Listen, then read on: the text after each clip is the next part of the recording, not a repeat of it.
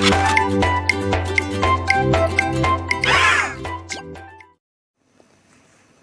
हिंद दोस्तों। तो कैसे हैं आप लोग। स्वागत करते हैं फिर से आपके अपने YouTube channel SSC aspirant study में। तो आज का हमारा टॉपिक है जलालुद्दीन मोहम्मद अकबर। तो जलालुद्दीन मोहम्मद अकबर का शासनकाल 1556 से 1606 ईस्वी तक रहा था। जलालुद्दीन मोहम्मद अकबर का जन्म 15 अक्टूबर 1542 ईस्वी में हुआ था और उसका जन्म स्थान था अमरकोट के राजा वीरशाल के अस्तबल में हुआ था। क्योंकि अब थोड़ा हम पीछे देखते स्टोरी को, क्या हुआ था कि जब शेर शाह सूरी और हुमायूं का युद्ध हुआ था तो उसमें शेर शाह सूरी जीत गया था और हुमायूं को वहाँ पर छोड़ करके और सिंध जाना पड़ा था। दिल्ली को छोड़ के सिंध जाना पड़ा था वापस। और जब सिंध गया तो उसे 15 वर्ष तक वहीं सिंध में रहना पड़ा था और उसके पास कोई भी जगह नहीं थी रहने के लिए। इसलिए अमरकोट के राजा वीरशाल ने अपने दरबार में उसे जगह दी थी रहने के लिए। अकबर की माता का नाम हमीदा बानो बेगम था। जब हुमायूं की मृत्यु होती है उस समय उसका बेटा अकबर कलानौर में था और कलानौर में वह युद्ध कर रहा था। किसके विरुद्ध? अफगानों के विरुद्ध। जो कुछ अफगान बचे हुए थे उनके साथ वह युद्ध लड़ रहा था और उस युद्ध में उसका साथ दे रहा था बैरम खां। पिता की मृत्यु के समय जो अकबर होता है उसकी आयु कुल 13 वर्ष होती है। जब बैरम खां को पता चलता है कि हुमायूं की मृत्यु हो चुकी है तो वह अकबर का राज्याभिषेक कलानौर में ही कर देता है। अब पढ़ेंगे हम पानीपत का द्वितीय युद्ध जो कि 1556 ईस्वी में हुआ था और इसमें हिम्मू और अकबर के बीच में यह युद्ध हुआ था जिसमें अकबर की विजय हुई थी और हिम्मू की हार हुई थी। उसके बाद 1556 और 1560 ईस्वी में बैरम खां के संरक्षण में शासन किया था अकबर ने। उसके बाद में 1560 से 1562 तक पेटीकोट शासन किया था हरम दल। अब ये हरम दल क्या था? हरम वह होता है जहाँ पर महिलाओं को रखा जाता है। 1560 से 62 तक इसने पेटीकोट शासन किया था। उसके बाद में जो यह पेटी दल था प्यारे दोस्तों, इसके अंतर्गत कौन कौन आती थी? इसके माँ जीजियंगा, आदम खां और हमीदा बानो बेगम, यह सभी इस पेटी दल के अंतर्गत आती थी। उसके बाद 1562 ईस्वी में आदम खां एवं माहिमा अंगा की मृत्यु हो जाती है और उसके बाद में अकबर इससे मुक्त हो जाता है। तो प्यारे दोस्तों अब पढ़ते हम अकबर के कुछ महत्वपूर्ण कार्य। सबसे पहले 1562 ईस्वी में दास प्रथा का अंत किया था। दास प्रथा का अंत किया था 1562 ईस्वी में, क्योंकि प्यारे दोस्तों उस समय जो दास होते थे, जो नौकर होते थे, उनकी दशा बहुत ही बुरी हुई होती थी और उनके साथ बहुत ज़्यादा दुर्व्यवहार किया जाता था।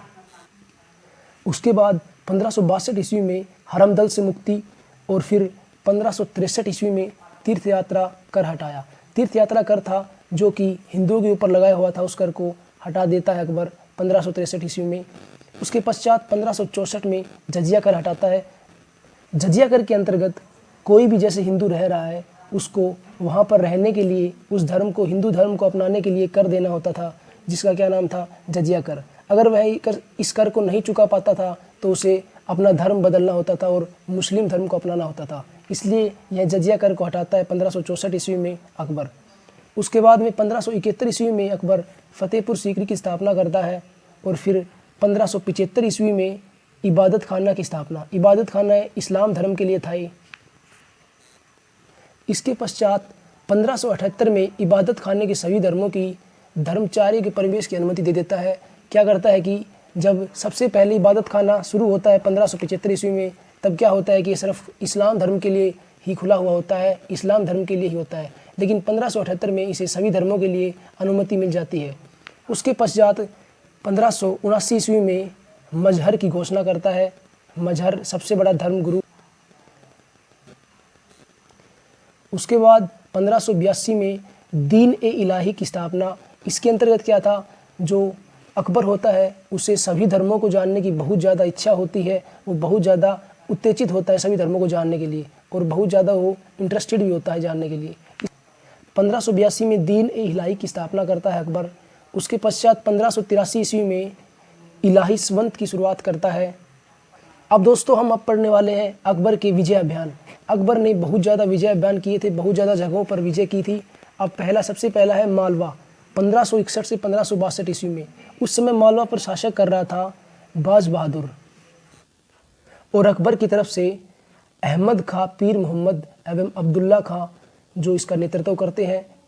उसके बाद में मेड़ता जो कि 1662 ईस्वी में हुआ था। उस समय मेड़ता का शासक कर रहा था जयमल और जो अकबर की तरफ से जो सेनापति गए थे सरफुद्दीन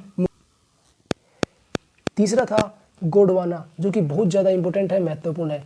गोंडवाना का हुआ था 1564 ईस्वी में। अब इस समय क्या था, जो वीरांगना रानी दुर्गावती थी वह गोंडवाना पर शासन कर रही थी, और मुगलों की तरफ से यानी कि अकबर की तरफ से जो गया था वो था आशफ खां। उसके पश्चात जो फोर्थ था वो था मेवाड़।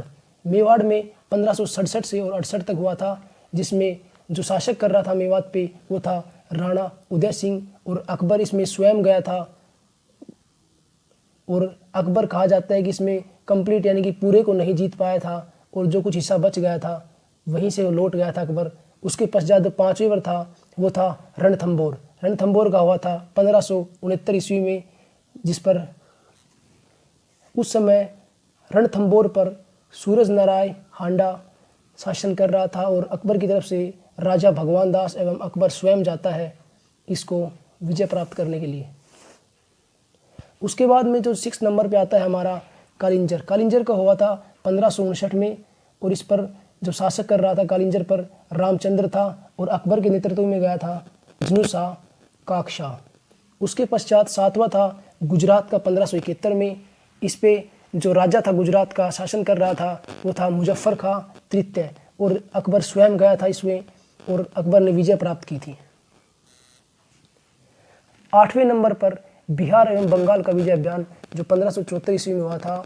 उस समय बिहार और बंगाल पर शासक कर रहा था हाउद, और मुगलों की तरफ से यानी कि अकबर की तरफ से जो नेतृत्व करता है वो है मुनीम खां। उसके पश्चात 9वां था हल्दी घाटी का युद्ध 1576 ईस्वी में। इसमें महाराणा प्रताप और राजा मानसिंह था, जो कि मुगलों से नेतृत्व में था, और महाराणा प्रताप था उसके बीच में हुआ था। उसके पश्चात 10वें नंबर पर है काबुल, जो कि 1581 में हुआ था। उस समय काबुल का शासक था मिर्ज़ा हाकिम, और मुगलों की तरफ से गया था राजा मानसिंह एवं स्वयं अकबर। जो 11वां विजय अभियान था वह कश्मीर का था, जो 1585 से 86 ईस्वी में हुआ था।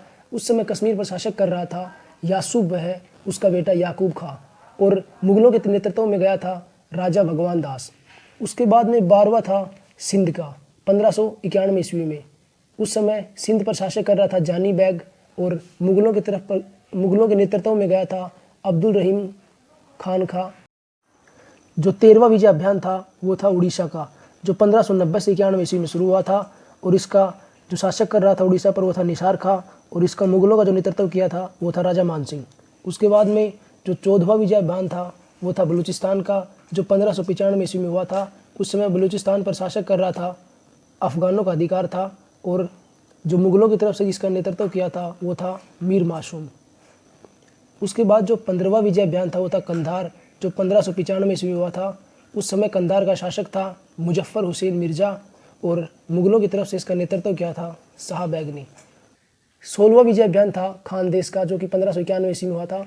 उस समय खानदेश पर शासक कर रहा था अली खां, और उसने स्वेच्छा से ही 17वां विजय अभियान था अहमदनगर का 1599 से 1600 ईस्वी में, जहाँ पर चांद बीबी वहाँ पर शासक कर रही थी, और मुगलों की तरफ से नेतृत्व में गया था मुराद दानियाल, अब्दुल रहीम खान खां, अब्दुल फजल और स्वयं अकबर।